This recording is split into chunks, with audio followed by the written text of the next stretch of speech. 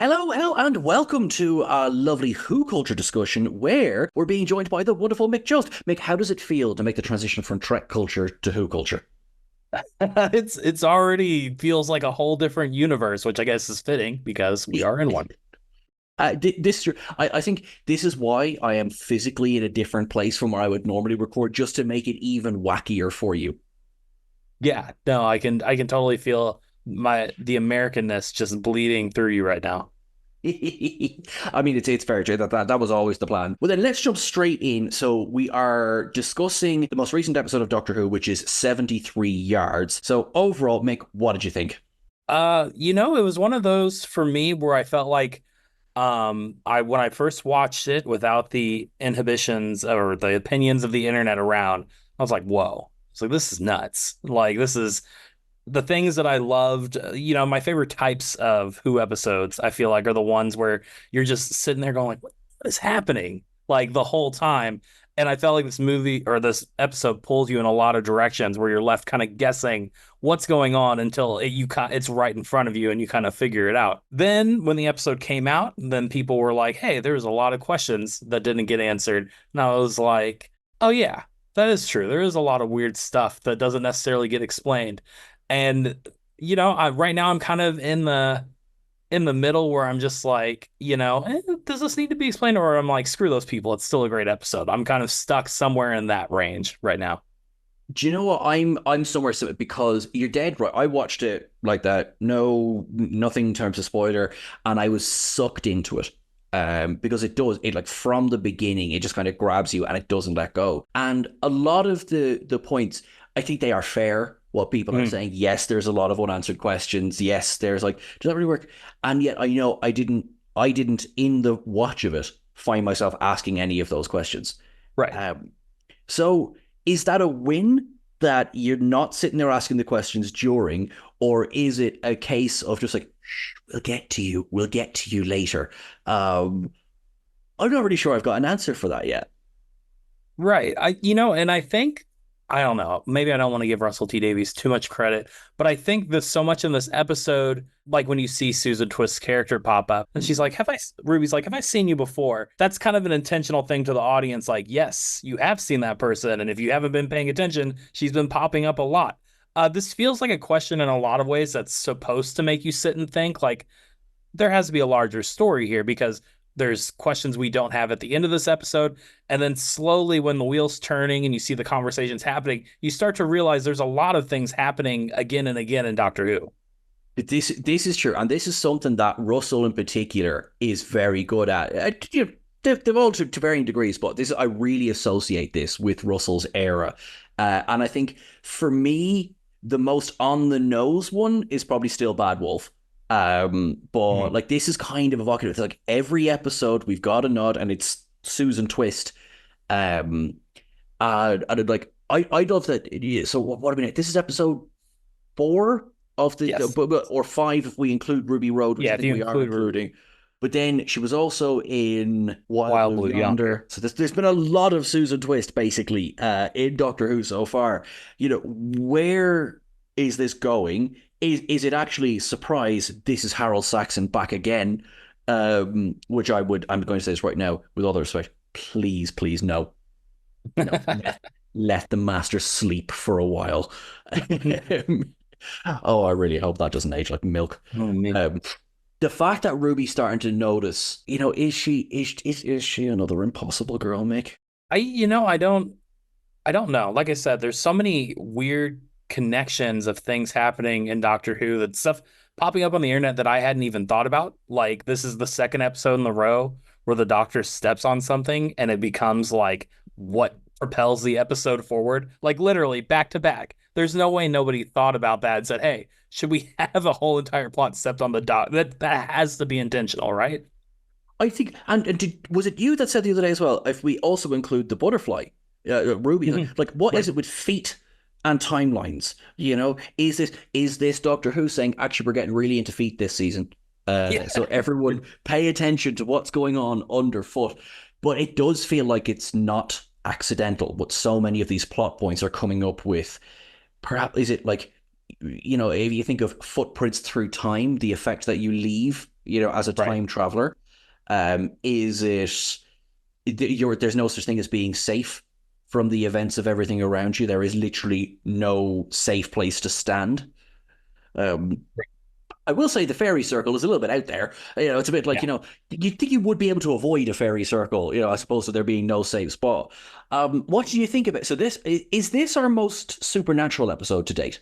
I don't know. There's something you get. It's one of those that just gives you such eerie vibes. There's something really just sad and tragic. This is like the episode with Amy who got old.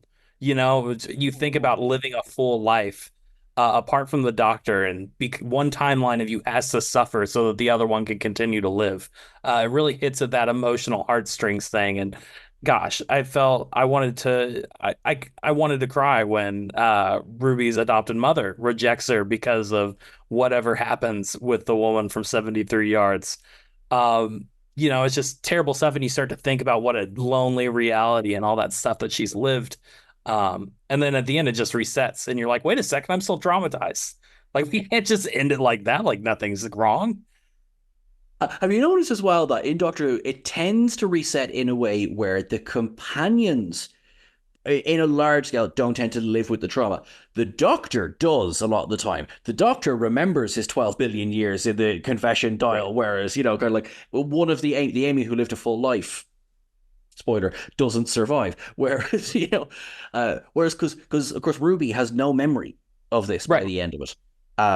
Yeah, we do. We carry that pain. But Ruby and Joe. So this is Millie Gibson's first big episode where she does pretty much all of the heavy lifting. So what do you think of her now? I think this her coming into her own? Yes, I hate to say it. Well, I don't hate to say it. I don't hate to say it at all. I think Millie Gibson is going to be the next big star out of Doctor Who. I think this has been like a tremendous showing for her so far. She's just dazzling in the role. There's something so cool about I mentioned this in the WhoCulture chat that I just immediately vibe with her. The minute she was on screen and talking, you kind of feel like she's a girl or something like that, who's just a great pal and something like that. And she does it so effortlessly that nothing between her and the doctors felt forced from the beginning. And it kind of took me a while to realize like we don't really know a ton about her. We know like she was a foundling, we know that story, but really, there isn't a ton else we know, and yet I feel this deep connection with her already. So it has to be a credit to what Gibson's doing as a character. I think yeah, I think so. Like it's just, and perhaps this is a perfect storm of brilliant acting, brilliant writing, brilliant direction. That from the jump, I cared about her. Mhm. And grim as it sounds, sometimes you get introduced to a character and it just doesn't click for whatever reason. Um, and I have not had that with Ruby. I like. So I'm going to sound like a real old fart for a second. Some recent shows have taken very young characters and made them so wise beyond their years to the point where it's actually quite grating. Mhm. Uh, and they have this confidence that you're kind of like, you've just learned to walk. Why are you telling everyone in the room what to do? So that's old fart, Sean. I don't feel that way about Ruby. I feel that confidence. I feel that comfort inside her. Like Church and Ruby Road, she starts to sing, barely a moment's hesitation, and I'm like, Right. I'm going with it. Yeah, 100%. I'm loving this portrayal. I love how this works. So I think this is how you do, because I mean, she's about 12 minutes old. She was born in 2004. Yeah. The character anyway. 2000. Making me feel old right now thinking about it. Yeah, I just like I'm still like okay, no. Um, and yet I don't get that kind of, I know better than you youthful feeling. I get there's confidence, there's youth, there is both reading the Doctor, the riot act, particularly last week. She was very good when it came to basically telling the Doctor, shut up, I'm here to help. Right. And I believed it. And in this one as well, how she sort of rolls with what's happening from that moment. So this leads me to what is perhaps going to be my controversial statement. Oh, The scene in the pub went on far too long.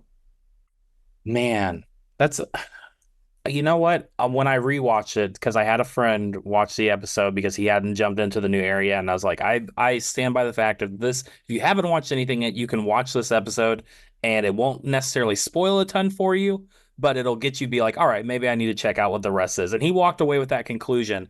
But upon rewatch, I do agree with you that I felt like they drug on the Mad Jack stuff far too long.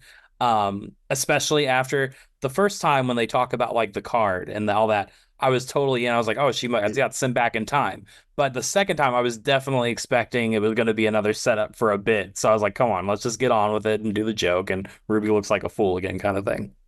I think that's it. I think it was like you've done the because I thought the card thing. I thought that was so good. Mm, Because I was like same thing. You know, kind of like what do you mean pay with your phone? I was like, oh right, we're actually because we just assume it's right. 2024. You know, and then I thought that was really well done. Then the Mad Jack thing, they're really mean to her, and so maybe that's it. Maybe I was like, I'm really protective of Ruby, and I was like, no, don't bully her.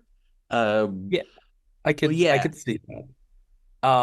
Yeah, and that's also me. I mean, generally, just being the American who watches, I'm not like, is this what Wales pub culture is like? Do they all just rib on the foreigner when they come in? Like, I always have that mind. Like, maybe it's just my cultural misunderstanding, or is that, I could speak for the one Welsh pub that I've been in. They were lovely.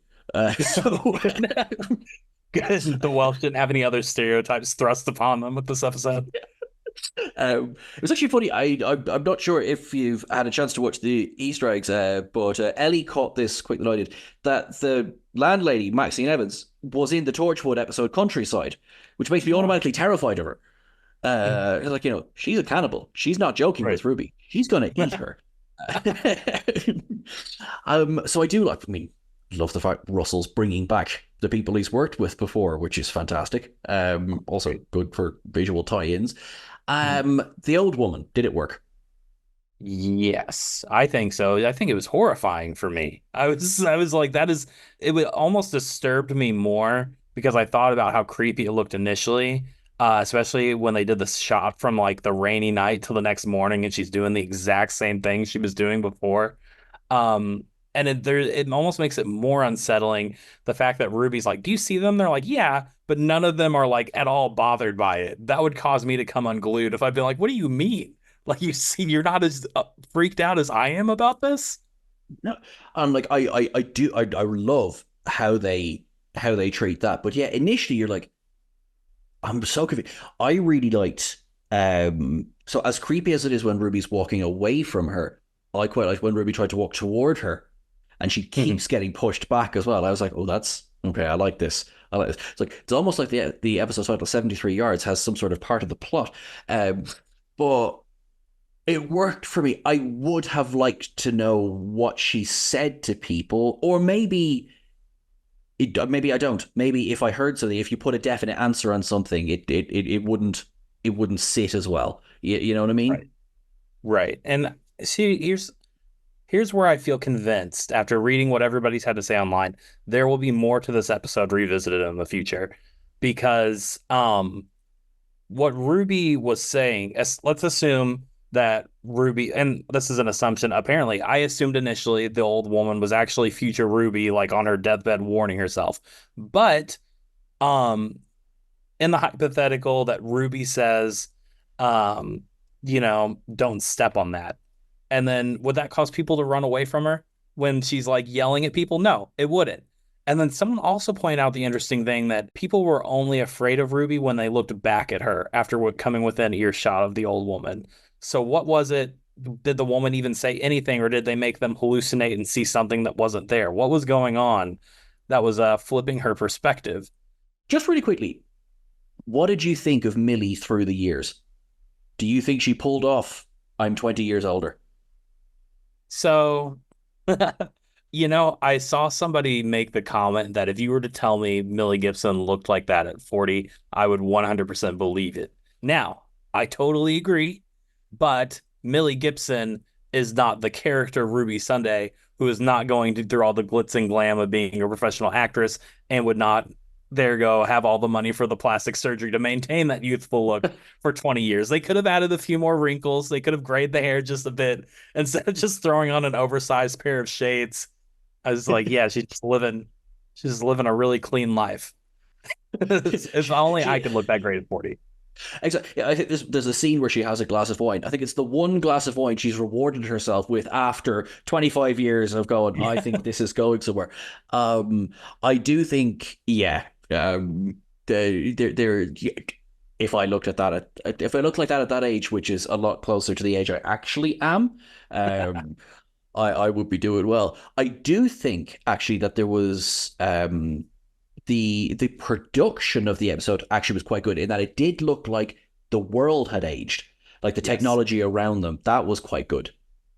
Yeah, no, I agree with that. I felt like it didn't move forward in like the crazy when they do the flash forwards and everyone is in like hover cars and everything like that. It felt like, oh, this is still our reality and this is more or less probably what it's going to look like in 20 years.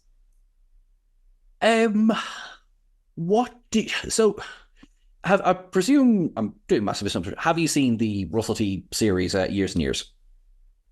I have not. Oh, interesting. Which means I'm going to navigate the next bit carefully because I want to avoid spoilers. Okay. Um, there is already the comparisons between this episode and Years and Years are there. Those of you who've seen Years and Years, you kind of get where I'm going with this. Okay, but you have not seen Years and Years. Okay. So Yeah. for you, just seeing this plot of Roger Gwilliam, we know from the beginning of the episode, don't really want him as PM. Right. And then we kind of see where that goes. How did that play to you? Um, for me, it almost felt like it had to be for something being set up for the future because I remember when people were talking about the preview for the episode, they made it out to look like it was a so much bigger a part of the plot than what it was. Mm. When really the story is about Ruby dealing with this woman following her and it turning everything against her. The Roger Ab William part is just a very small part of like, the middle second to third act. Um, but it changes history in a big way and pulls back to the whole stepping on a butterfly thing. Um, maybe there's a larger theme there in that maybe that's what Ruby's here to do. Maybe Ruby is here to set off the butterfly effect of things. It seems weird the doctor mentions someone and then when Ruby's stuck in her alternate timeline, she just coincidentally remembers this guy who she's supposed to stop. Did the doctor like intentionally set this up? Is there something crazy happening? This is all just popping in my brain right now. I realize is there like a guiding hand? Is there I'm gonna let's just say Susan Twist for the moment, right? Right.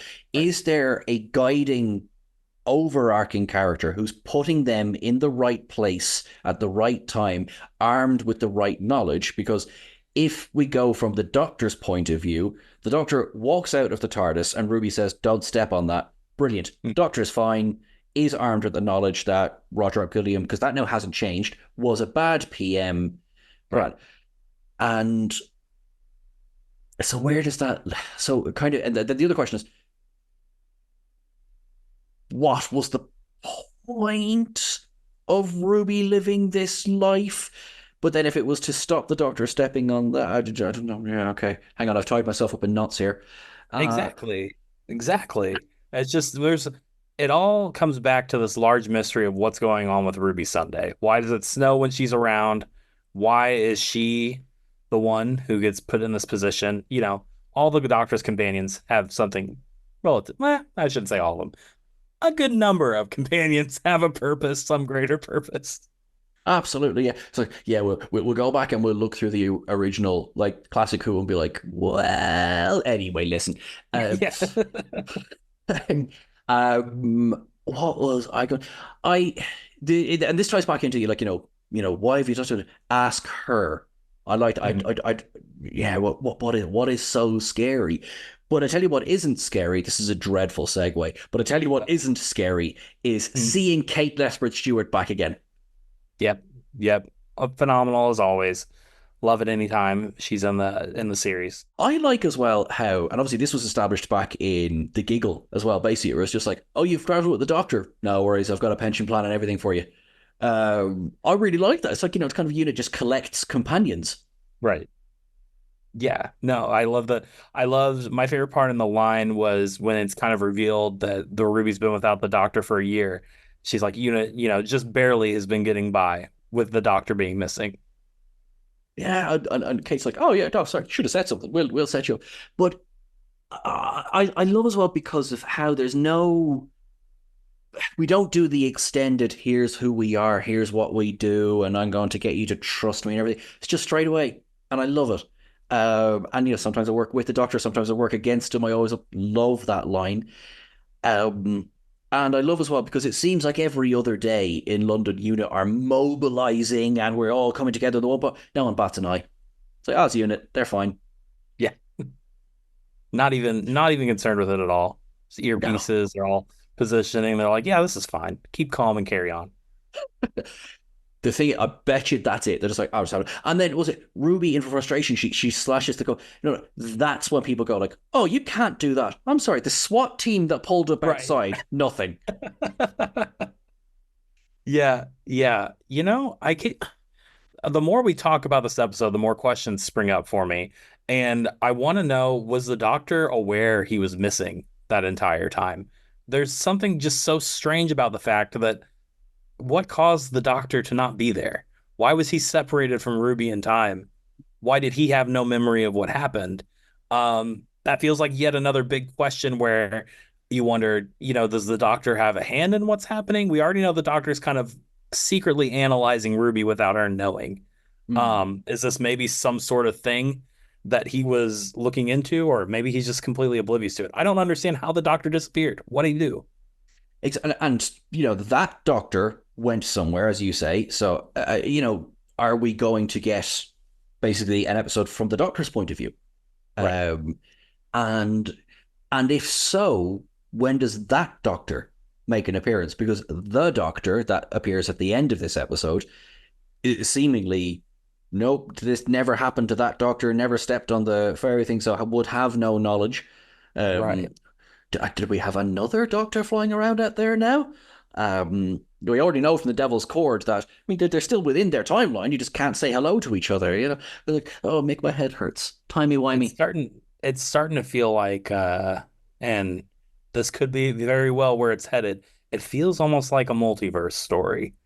Like maybe we're not Hmm. experiencing all the same Ruby Sundays and doctors in each story.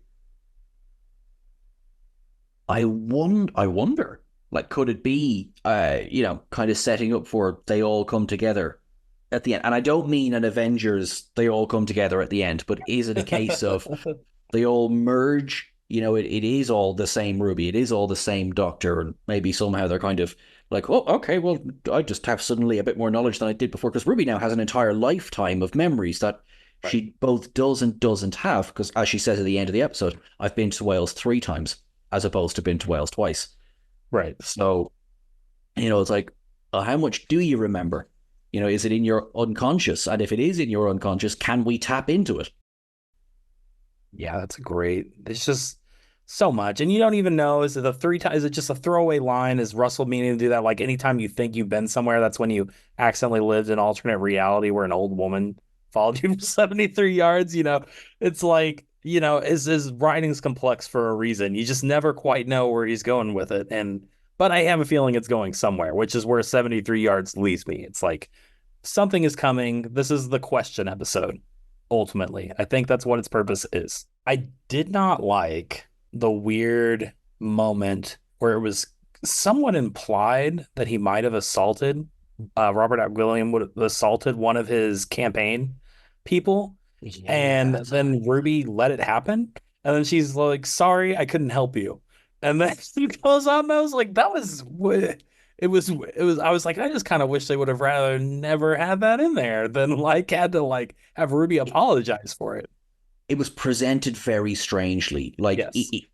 even if it was, because I kind of got the feeling that for the greater good, that had to happen, but kind Mhm. of like, because Ruby didn't know at that stage that she was going to Right. change time. She just knew that she would maybe get him to step down. Um, which is like, I didn't particularly like the framing of that. Mhm. Yeah. and it was, I think maybe handled a shade too lightly, Yes. for a topic as heavy as that. And I would say kind of the exact same thing with I think maybe that's something Russell T Davies has gotten remarks for in the past, kind of using super traumatic things for a cheap shock value at times. I felt like as someone who has an adopted daughter, an adopted wife, nothing more horrifically traumatizing than to hear an adopted parent disown their adopted child. I did not show this episode to my daughter specifically because of that reason. I mean, fear of abandonment as an adoptee is just such a strong thing in general. It felt, it's in line, but it just felt a little too triggering to show to someone of that. It almost felt like I warranted a disclaimer, but not a ton of a spotlight on that issue. I mean, I suppose that is such an interesting because I do not have that lived experience. So that is maybe something that didn't hit as hard. And that's Mhm. really interesting because there is very much an argument for, look, if you're going to use these very, very, very traumatic plot devices, I'm not saying sugarcoat them, but maybe I think less flippant. Less Right, flippant and right. less Yeah, kind no, of because I throwaway. think he's done enough so far to show he's taken so much care in looking into the adoptive experience. Mm. Uh, that it felt a little reckless to just do that out of the blue for something that felt like, yes, it's gut wrenching. I think that to a mainstream audience, they're like, oh yeah, that's gut wrenching. And it's fine to move on that way. But for someone who's had that fear or something like that, you're just like, ugh, like it's enough to almost want to put you off it. Well, I have one thing that I was dissatisfied with. It's just this introduction of and then complete throwaway of Mad Jack. Yeah. Uh, and I mean, Mad Jack could be nothing. Could just be, it could be, or it's going to be John Barrowman is going to be running through the set at some point, just being his John Barrowman self. And it's like, well, yeah, Mad Jack, not quite what you were expecting, but also quite a lot to deal with Yeah. when it just pops up out of the blue like that. Pause. Especially with John Barrowman. It's like, all right, cool, yeah, Joe Barber's there. Joe Barber playing old Ruby. Okay, so that is, I mean, 73 yards because so Dot and Bubble. Looks like we're dealing with social media in Yeah. Doctor Who. I've already seen the comparisons to episodes of Black Mirror, Yes. and there's an episode of the Orville that seems, or at least there's shades of similarities there as well. The very first two things that came to mind when I saw the preview, I was like, stylistically, it looks like Black Mirror. Mm. Has kind of a similar plot line, and then the Orville's, yeah, the whole upvotes and downvotes thing, planet they were on. Yeah. It's funny because I think it's the modern day like trope every sci-fi series has a hit on. They're like, what's the modern thing that wasn't around when they were doing sci-fi 20 years ago that we can touch on? Social media. Got it. Online affirmation. Perfect. and and we are perfect, and I am affirming you online.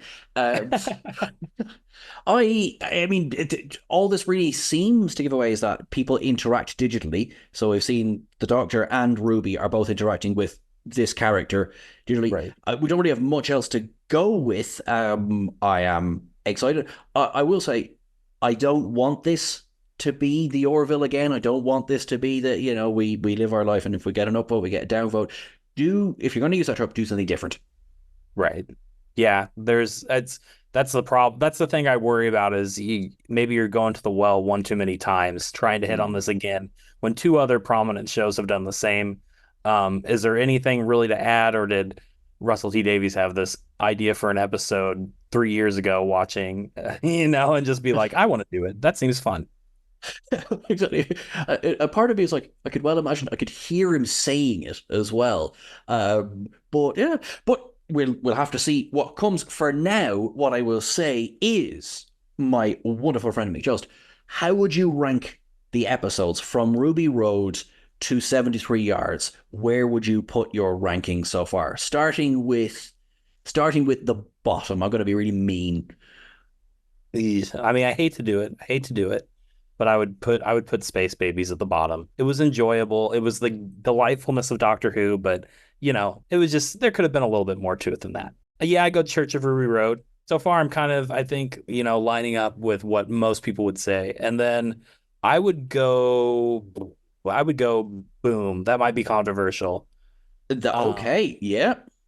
I loved Boom, but what I loved the most about the Devil's Chord, which I would put above it, is Jinx Monsoon's Maestro performance. I didn't think we were going to get a villain as memorable as Neil Patrick Harris's Toymaker for a while, and Maestro just hits that on all levels. From start to finish, it's just such a funny thing, and you get the stupid little dance number at the end. It's just it's like we got 2 million to blow. What should we do? Let's do a dance number. It's just that's what it screamed to me, and it's everything all encapsulated at once. And then I put 73 yards. I think it's gonna be my favorite so far, despite the questions. Kept me glued, locked in. Wasn't checking my phone to see how much time there was left. I was just eyes glued to the television, brain constantly rotating, trying to figure out what was happening.